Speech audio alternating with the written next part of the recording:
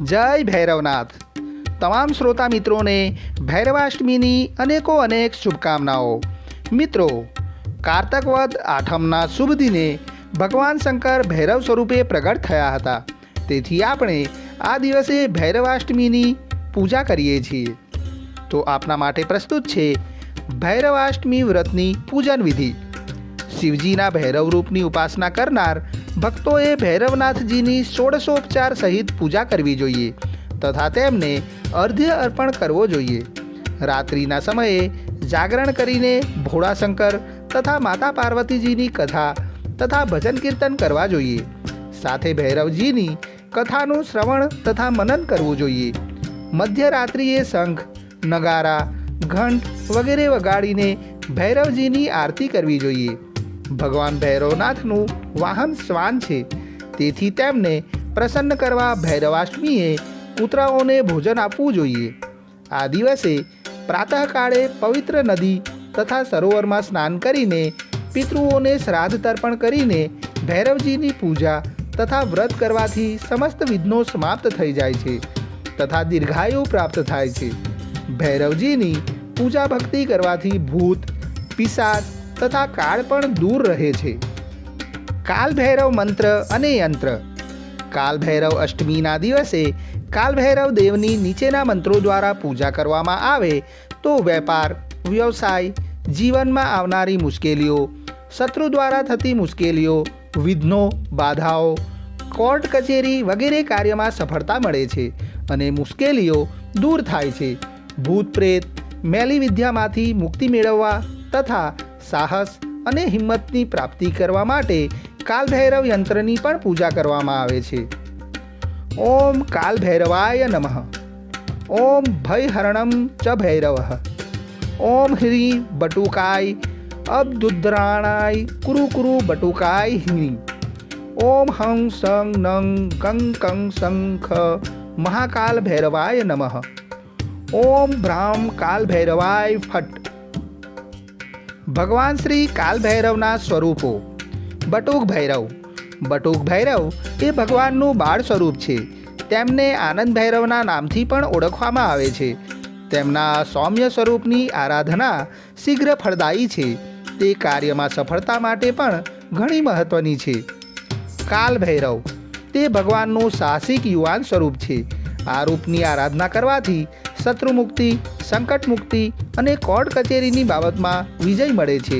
સાથે જ વ્યક્તિમાં સાહસનો સંચાર પણ થાય છે। તમામ પ્રકારના ભયમાંથી મુક્તિ મળે છે।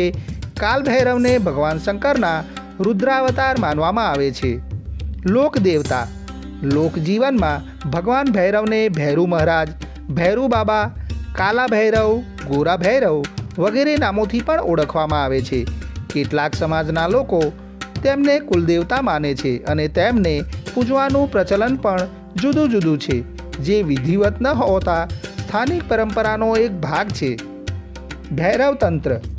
યોગમાં ભૈરવ તંત્રને સમાધિપદ કહેવામાં આવે છે।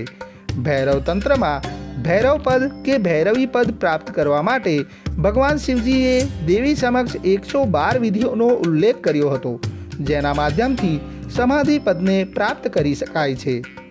ભૈરવ મંદિર। કાશીનું કાલભૈરવ મંદિર સર્વશ્રેષ્ઠ માનવામાં આવે છે।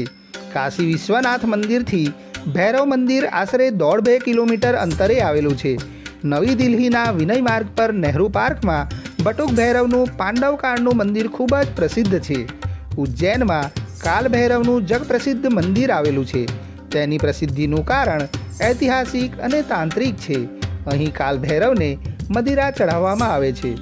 નૈનીતાલ નજીક ઘોડાખાડનું બટુક ભૈરવ મંદિર પણ ખૂબ જ પ્રસિદ્ધ અને પુરાણું છે।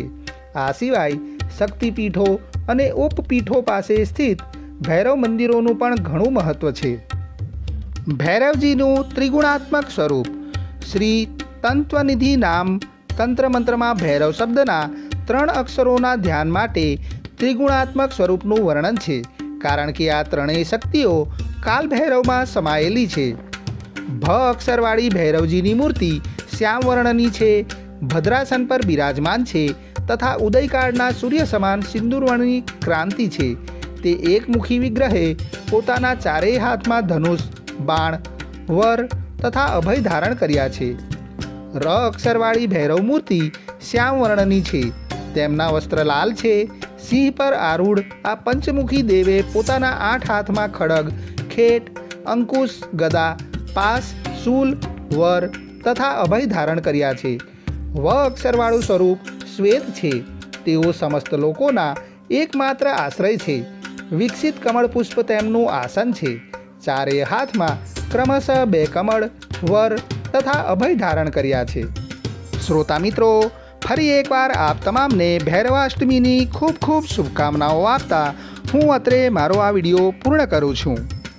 એ સાથે જ આપ તમામને વિનમ્ર નિવેદન છે કે જો હજુ સુધી તમે કાલ ભૈરવ જયંતી ઓડિયો બુક સાંભળી નથી તો એને પણ જરૂરથી સાંભળી લેશો.